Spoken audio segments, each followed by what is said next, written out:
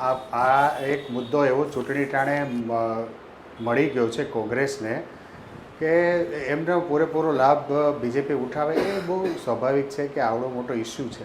અને બીજું કે કોંગ્રેસના રાષ્ટ્રીય અધ્યક્ષ જો જ્યારે આવું કહે તો બહુ સ્વાભાવિક છે કે ગુજરાતમાં એનો વિરોધ થાય, પોલિટિકલ પાર્ટી પણ વિરોધ કરે.